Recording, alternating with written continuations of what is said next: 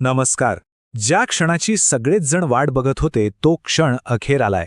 शासकीय रेखाकला परीक्षा 2025चा निकाल लागलाय आणि म्हणूनच या निकालापासून ते पुढच्या सगळ्या महत्त्वाच्या स्टेप्सपर्यंत सगळं काही आपण अगदी सोप्या भाषेत समजून घेणार आहोत. आणि हो, एक गोष्ट सुरुवातीलाच स्पष्ट करतो, आपण जी काही माहिती बघणार आहोत ना, ती 100% खरी आणि अधिकृत आहे, कारण ती थेट महाराष्ट्र राज्य कला शिक्षण मंडळाच्या ऑफिशियल सर्क्युलरमधून घेतली आहे. त्यामुळे मनात कोणतीही शंका ठेवू नका. तर ही आहे ती बिग न्यूज ज्याची सगळेजण आतुरतेने वाट पाहत होते. एलिमेंटरी आणि इंटरमिजिएट दोन्ही ड्रॉइंग ग्रेड परीक्षांचे रिझल्ट्स आता आऊट झाले आहेत. बरं, आज आपण काय काय बघणार आहोत?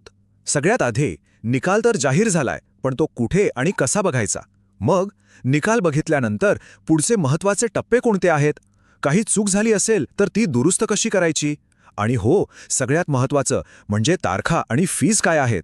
आणि शेवटी शाळांसाठी काही स्पेशल सूचना आहेत, त्यासुद्धा बघूया.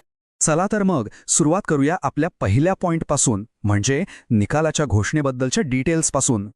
तर ऑफिशियल सर्क्युलरनुसार निकाल आणि जी मेरिट लिस्ट आहे ती 9 जानेवारी 2026ला दुपारी बरोबर 1 वाजता ऑनलाईन जाहीर करण्यात आली आहे, म्हणजे आता तो बघता येईल. ओके, मग आता सगळ्यांच्या मनात एकच प्रश्न असेल, हा निकाल बघायचा कुठे आणि कसा? हे बघा, निकाल बघण्यासाठी या 3 ऑफिशियल वेबसाईट्स आहेत. यातली जी तिसरी लिंक आहे ना, dg.msbme.in/result/search/form, ही तर डायरेक्ट लिंक आहे. येथे तुम्हाला लगेच निकाल बघता येईल. किंवा मुख्य वेबसाईटवर म्हणजे msbme.ac.in वर जाऊन तिथे ग्रेड एक्झाम या टॅबवर क्लिक करता येईल.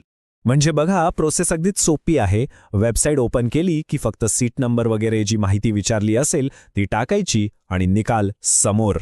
ठीक आहे, निकाल तर बघितला, पण आता काम संपलेलं नाही. यानंतरची सगळ्यात इम्पॉर्टंट स्टेप आहे ती म्हणजे गरजेची डॉक्युमेंट्स डाउनलोड करणं. चला बघूया ते कसं करायचंय. इथे एक छोटासा पण महत्त्वाचा फरक आहे, तो नीट समजून घ्या. इंटरमिजिएटचं जे प्रोव्हिजनल सर्टिफिकेट आहे ते फक्त शाळेच्या लॉगिनमधूनच डाउनलोड करता येईल, पण दोन्ही परीक्षांची जी सेकंडरी मार्कशीट आहे ती सेंटरच्या लॉगिनमधून मिळेल. आणि हो, ही गोष्ट तर अजिबात विसरू नका, हे डाउनलोड करण्यासाठी फक्त आणि फक्त 3 चान्स मिळणार आहेत. हे सिक्युरिटीसाठी आहे, त्यामुळे पहिल्याच प्रयत्नात सगळं व्यवस्थित डाउनलोड करून सेव्ह करून ठेवा. बरं, समजा निकालात किंवा नावात काहीतरी गडबड आहे, काही चूक आहे असं वाटलं तर अजिबात काळजी करू नका. त्यासाठी पण एक प्रॉपर प्रोसेस आहे. चला तीच आता समजून घेऊया. म्हणजे प्रश्न हा आहे की नावात किंवा निकालात काही चूक आढळली तर करायचं काय? तर बोर्डानं यासाठी एक व्यवस्थित सिस्टीम बनवली आहे. एक गोष्ट लक्षात ठेवा, निकालाचं व्हेरिफिकेशन करायचं असेल किंवा नावातली छोटीशी चूक दुरुस्त करायची असेल तर त्यासाठीचा अर्ज फक्त आणि फक्त सेंटर हेडच्या लॉगिनमधूनच ऑनलाईन करता येतो. याचा सरळ अर्थ असा आहे की हे काम थेट नाही करता येणार, त्यासाठी शाळेमार्फतच जावं लागेल. ओके, अर्ज कसा करायचा हे तर कळालं, पण मग त्यासाठीच्या महत्त्वाच्या तारखा कोणत्या आहेत आणि फी किती लागेल? चला पटकन त्यावर एक नजर टाकूया. जर असं वाटत असेल की आपले मार्क्स पुन्हा तपासावेत, म्हणजे रिझल्ट व्हेरिफिकेशन करायचं असेल, तर पर स्टुडंट 100 रुपये फी आहे आणि ही फी शाळेमार्फतच ऑनलाईन भरायची आहे. आणि समजा नावात एखादी छोटीशी स्पेलिंग मिस्टेक असेल तर ती दुरुस्त करण्यासाठी महाराष्ट्रातल्या विद्यार्थ्यांसाठी 200 रुपये फी आहे.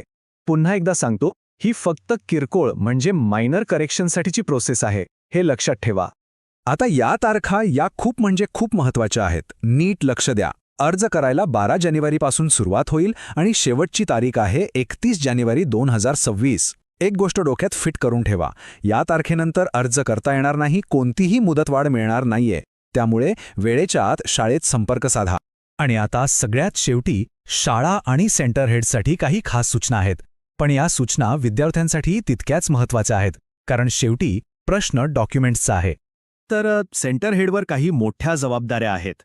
त्यांना सगळी सर्टिफिकेट्स आणि मार्कशीट्स डाउनलोड करायची आहेत, ती बरोबर आहेत की नाही हे तपासायचं आहे, मग ती विद्यार्थ्यांना द्यायची आहेत आणि या सगळ्याची एक सॉफ्ट कॉपी स्वतःकडे जपून ठेवायची आहे. याचाच अर्थ सगळी कागदपत्र तुमच्या सेंटरमधूनच मिळतील. ही जी सगळी माहिती आपण बघितली ती महाराष्ट्र राज्य कला शिक्षण मंडळाचे संचालक श्री विनोद दांडगे यांनी सही करून अधिकृत केली आहे. त्यामुळे याच्या ऑथेंटिसिटीबद्दल कोणतीही शंका नाहीये. तर मग या सगळ्या माहितीचा सार काय?